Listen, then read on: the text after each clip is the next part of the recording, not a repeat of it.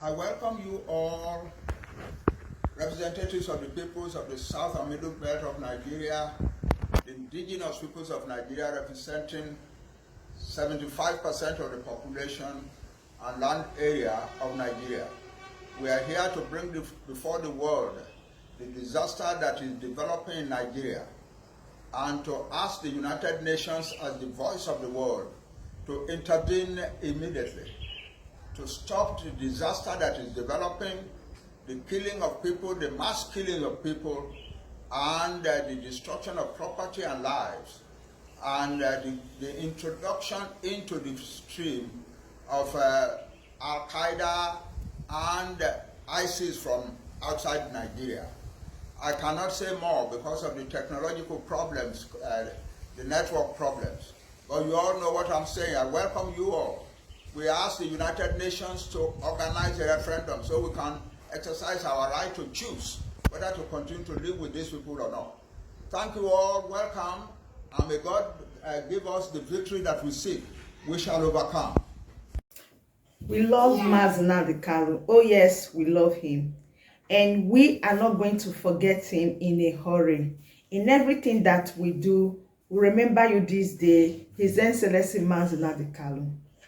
We love you, we miss you, and we believe, hopefully, we see you soon, and we all rejoice and be happy together. All right, watch this video, and I will be right back. Can you give an opening speech to Biafrans to know what you are doing, where we are, and where we are going? Absolutely. For those of you that don't know me, I've been in the human rights investigation and justice and accountability for several decades.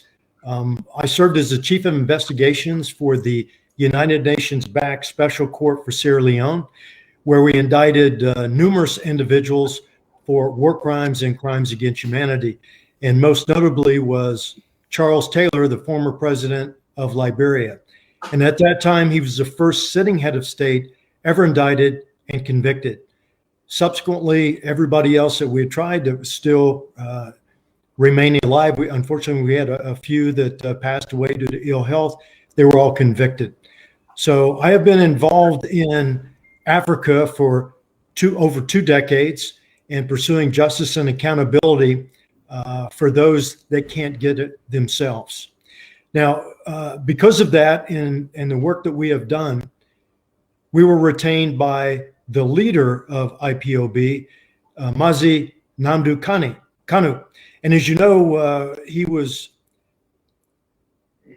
very concerned about what's going on in Nigeria as a whole, but most importantly, the plight of the people, of the indigenous people of Biafra, and the ongoing genocide, which is a wide-scale and systematic killing of civilian population targeting specific groups.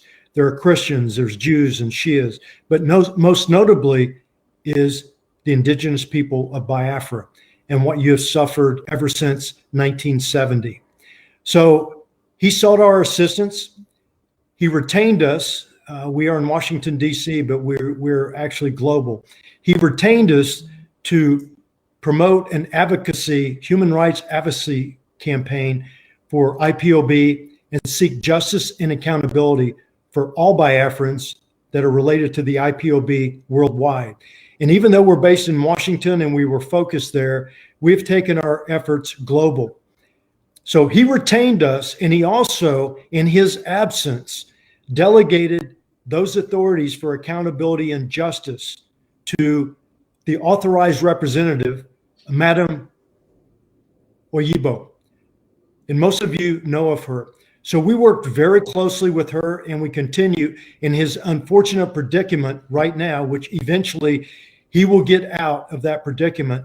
But for right now, we're working closely with his delegated authorized representative, Madam Oyibo, who has been delegated this authority globally, working with us. I've had a subsequent conversation before his unfaithful plight of where he is right now, and he has full backing and support of her. So we're working very closely with her and the other people with IPOB in the United States to advance this human rights campaign seeking justice and accountability, which you know on Wednesday, as a result of that, we have been collecting evidence and information demonstrating that there was a wide-scale and systematic killing of indigenous people of Biafra, which was being conducted by the Nigerian government. So we filed a criminal complaint with the International Criminal Court on behalf of the IPOB on Wednesday and requested that they conduct or open an official investigation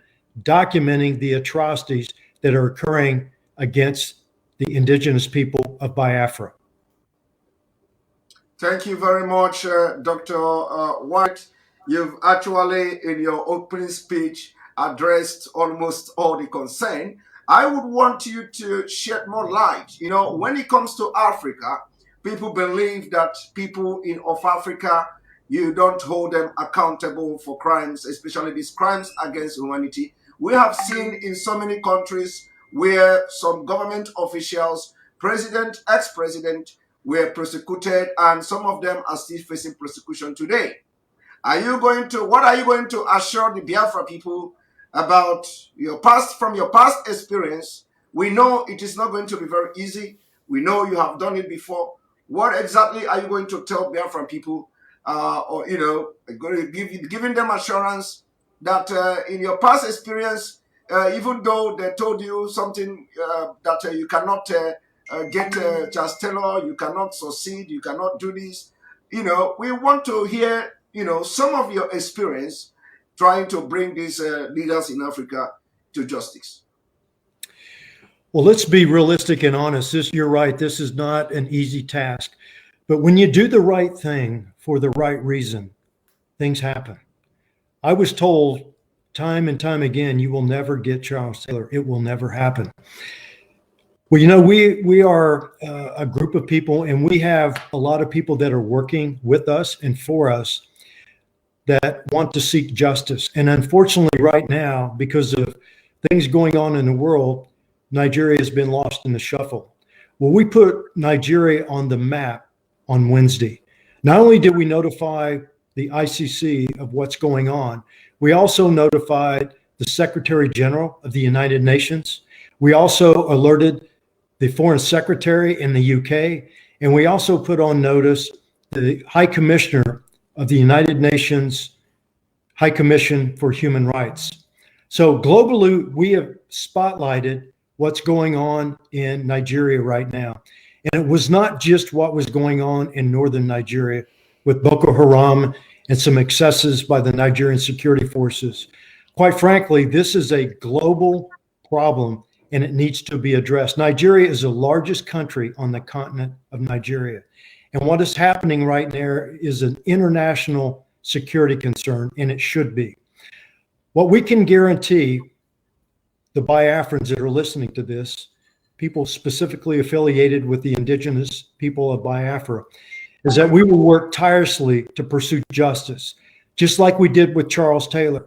And we sought justice for the people of Sierra Leone where that court was.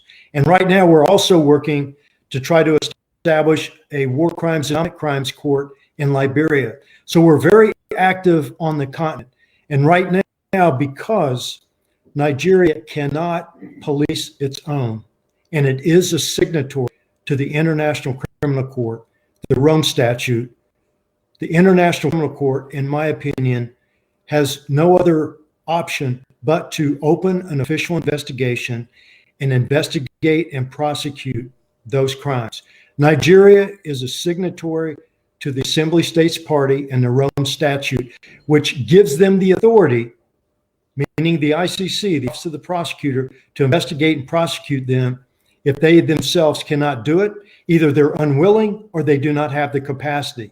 And as you know, in December of this year, there was a preliminary examination that confirmed that there are atrocities ongoing in Nigeria. So the next step is to request a formal investigation, authorization from the pretrial chambers to open up that investigation. We feel on Wednesday, we gave them sufficient information and evidence that would support and warrant the opening of a criminal investigation into what's going on in Nigeria. And we've also pledged our support to continue to collect and provide evidence and information that will support a prosecution for those involved in the atrocities that are being committed in Nigeria today, especially those targeting the indigenous people of Biafra. Thank you very much, Dr. White. You said something very, very important. You said this will be quite challenging, but when you do the right thing,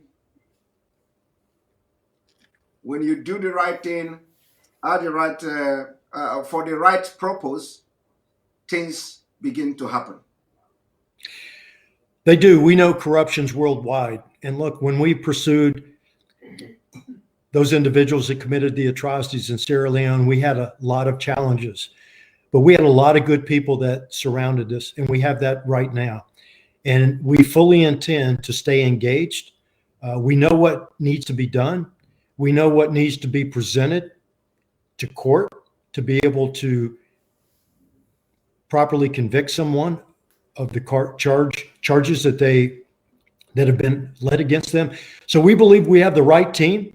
We spent decades, and I've got 40 years of criminal investigative experience, and I've got over two decades of experience working on the continent, in the bush. I lived and worked there. I didn't just work in Europe or from the US.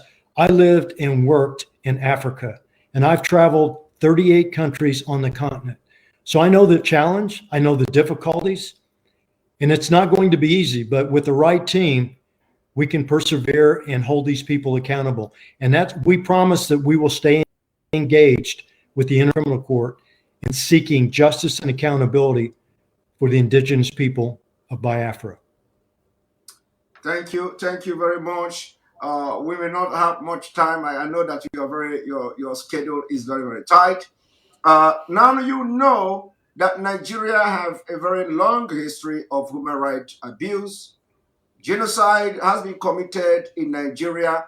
Unfortunately, the International Criminal Court was not set up to prosecute the war crime against the Biafra people during the Biafra War. And there has never been anybody, no government official in Nigeria, ever since the beginning of the International Criminal Court, nobody has ever been dragged or summoned. No Nigerian has been summoned by the International Criminal Court.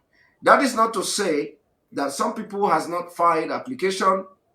I don't know about that. That is not to say that international community are not seeing, reading, listening, watching the news of what is coming out from Nigeria every day. Do you think that with the step you and your team and organization are taking right now on behalf of the indigenous people of Biafra, we are going to see something different? Because you said you want the action taken so far, you have brought out Nigeria into the limelight, into the international community, and the torchlight is now on Nigeria because you have informed and put on notice the Secretary General of the UN, the ICC, those in the United Kingdom, those in Europe, and what have you. So are you saying that with this action and going forward, the world is going to be aware of the atrocities, war crime being committed by the Nigerian government? Yes, that's our intention, and that's what we had pledged when we met with the leader and discussed this. This is exactly what we've done, and our demonstrated past performance, I believe, supports that we can get the job done. It will take time. We have to manage expectations. This is an uphill battle, but we have the right team. We have the right people that know how to get this done, and we will pursue this on behalf of the indigenous people of Biafra. There have been other referrals, and you know that have been submitted, and they've been done in a noble manner, in a noble fashion. but you have to know what you're dealing with. You have to know how to collect this evidence. You have to know how to get this done. And it's very, very difficult, but we have done that. Think about it. We started, and within a little over 3.5 years, we were able to indict and arrest the first sitting head of state ever for war crimes. And literally 1 week later, we also, not directly with the court, but indirectly with the court, and we collaborated with him, we arrested his son, Chucky Taylor, in the United States for torturing many witnesses, but one of which was my witnesses. He was convicted and he received a 97-year sentence for torture. So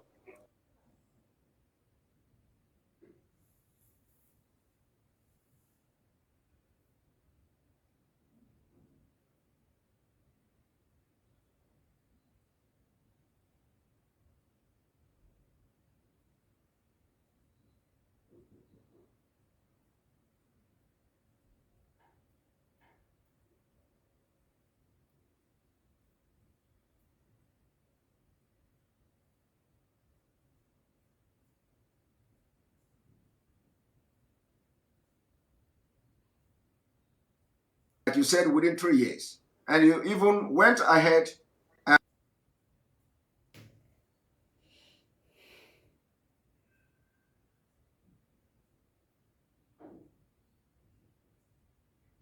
succeeded in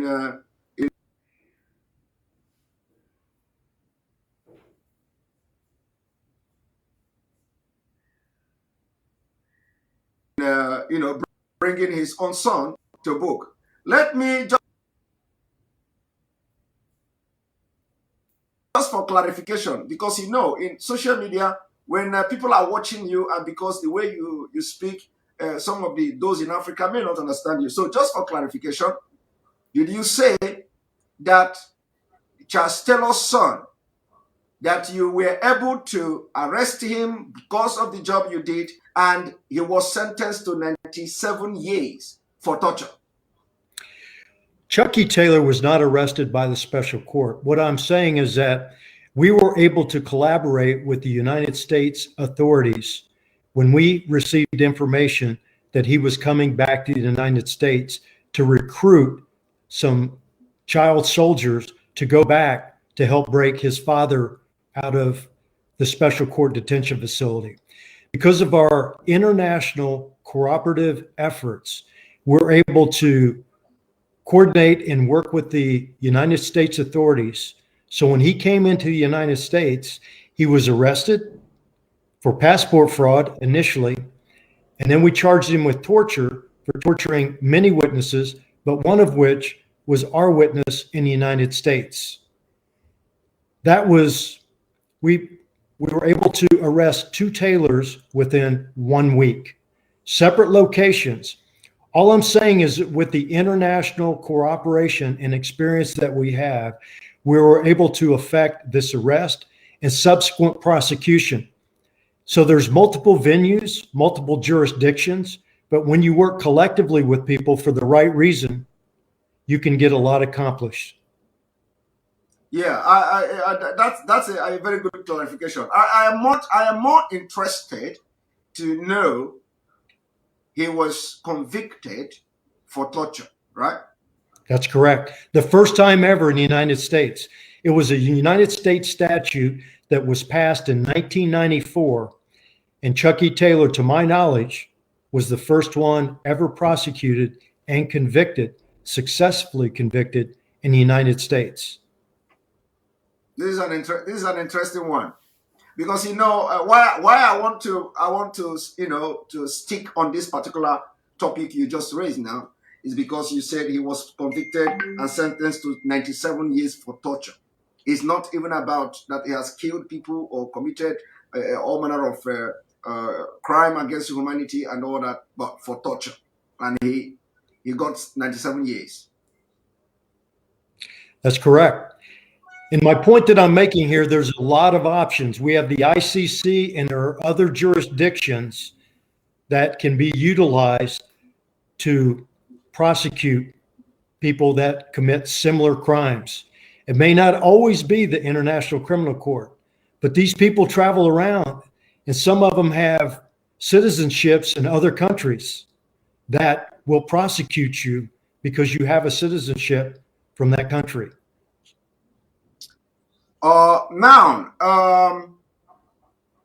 We understand that our leader, Nnamdi Kanu, was subjected to very severe torture in Kenya. And though we are yet to have him in court, and this is also going to be an inclusive. It is going to be inclusive, including the torture of our leader from Kenya to Nigeria.